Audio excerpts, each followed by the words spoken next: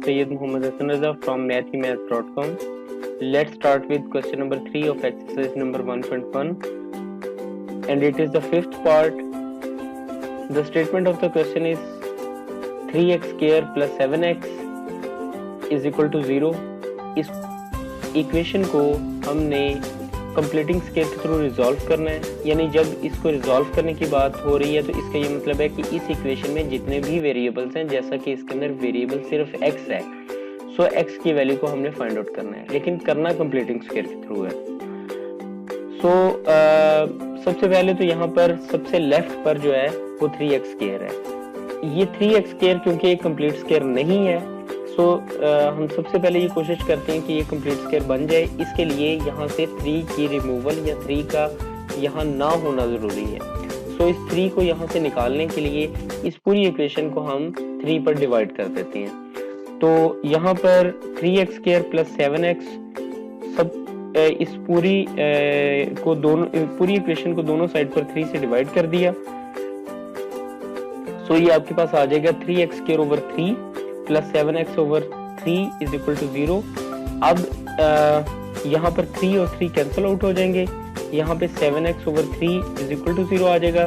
Finally आपके पास x square plus 7x over 3 is equal to 0। अब जैसा कि मैं लास्ट क्वेश्चंस में भी बता चुका हूँ कि अगर यहाँ पर ये 7x यानी जो x वाली हमारी जो भी यहाँ पर ये 7x ओवर 3 जैसा कि है, ये अगर प्लस में है तो इसका ये मतलब है कि अब हमारा यहाँ पे जो फार्मूला यहाँ हम यूज करेंगे, ये हमारा फार्मूला x प्लस वाला हम फार्मूला यहाँ यूज करेंगे। और अगर ये हमारा माइनस में होता तो हम यहाँ पे माइनस वाला फार्मूला यूज करते हैं। जैसे कि यहाँ पे 7x ओवर 3 प्लस में है, a प्लस b का हम फार्मूला यूज करेंगे, यानी a plus b whole square is equal to a square plus 2ab plus b square.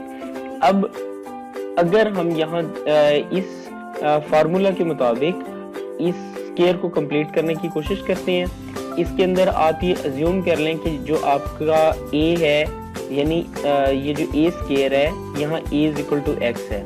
ये आपके पास x का स्क्वायर आ गया प्लस 2 इंटू a जो x है।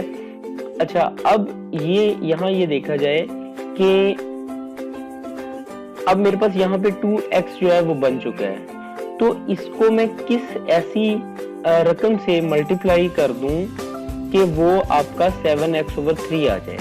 देखिए हमारे पास 2x ऑलरेडी बन चुका है इस फार्मूले के मुताबिक। ये हमारा x स्क्वायर है यानी a स्क्वायर है प्लस 2 इंटू a।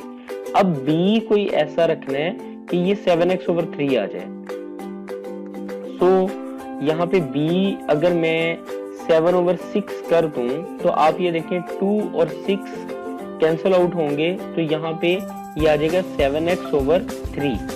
यानी अगर मैं 7 ओवर 6 से इसको मल्टीप्लाई कर दूं तो ये 7x ओवर 3 आ जाएगा। अब ये जो b वाली जो भी रकम है, ये आप इसे ये समझ लें कि 7x ओवर 6 जो है, इसको आप ऐड भी कर देंगे इसका स्क्वायर, और इसका स्क्वायर ही आप सब्ट्रैक्ट भी कर देंगे।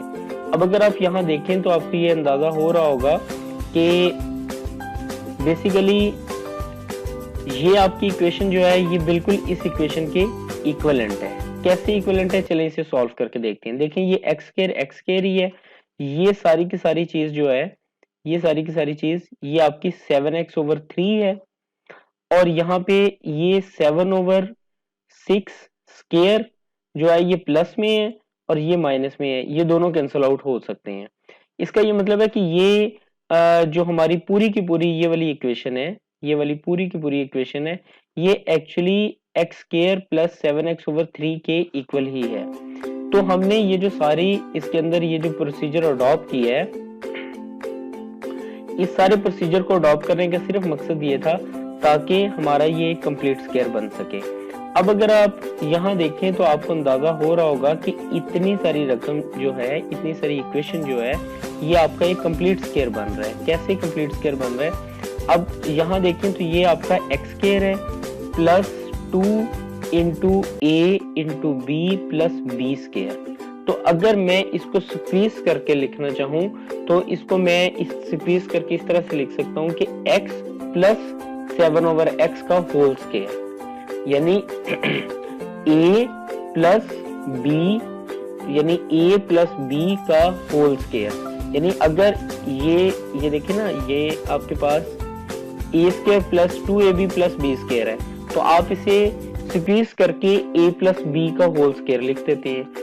और बिल्कुल इसी तरह से अगर मैं एक्स स्क्वायर यानी a square plus 2 into a into b plus B square इसको स्क्वीज करके लिखना चाहूं तो मैं इसे एक्स प्लस 7/6 का होल स्क्वायर लिख सकता हूं। ओके, सो ये इतना सारा पोर्शन है, ये x प्लस 7/6 का होल स्क्वायर आ जाएगा, माइनस 7/6 का स्क्वायर आ जाएगा इज इक्वल टू 0।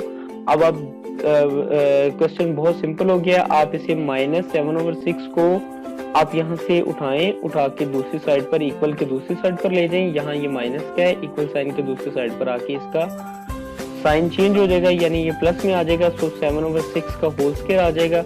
अब इस इक्वेशन के दोनों साइड पर, क्योंकि हमने x की वैल्यू को फाइंड आउट करना है, अभी इसके ऊपर स्क्वायर है, सो इक्वेशन के दोनों साइड पर हम स्क्वायर रूट ले लेते हैं यहाँ पर। तो ये x प्लस 7/x का स्क्वायर, यहाँ पे स्क्वायर रूट आ गया इज इक्वल टू 7/x का स्क्वायर, यहाँ पे स्क्वायर रूट आ गया। ये स्क्वायर और स्क्वायर रूट कैंसिल आउट हो जाएंगे, इधर भी स्क्वायर और स्क्वायर रूट कैंसिल आउट हो गए।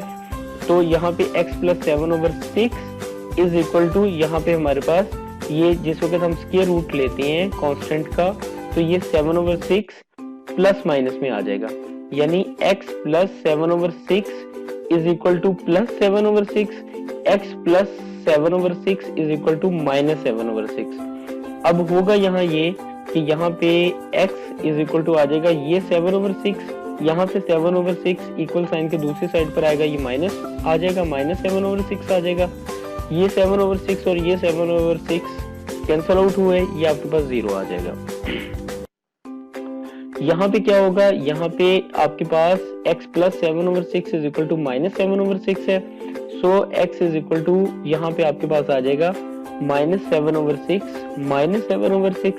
6 एलसीएम आ जाएगा, ये -7 और -7 माइनस 14/6 आ जाएगा। ये कैंसल आउट होंगे 2 के साथ, इसे यानी 2 का फैक्टर बना के इसे कैंसिल किया, तो ये -7/3 आ जाएगा, सो x इज इक्वल टू -7/3।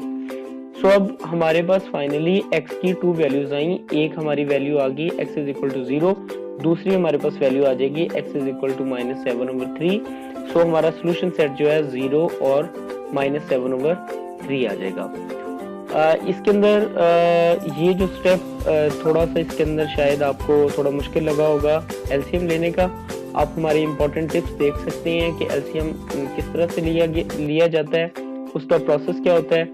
अगर इस क्वेश्चन के अंदर आपको किसी भी जगह पर कोई प्रॉब्लम आप फेस कर रहे हो तो आप हमसे कांटेक्ट करें, हम कोशिश करेंगे कि आपकी तमाम क्वेरीज को इन टाइम रिस्पॉन्स दे सकें। Thank you very much, thank you for watching, अल्लाह हाफिज़।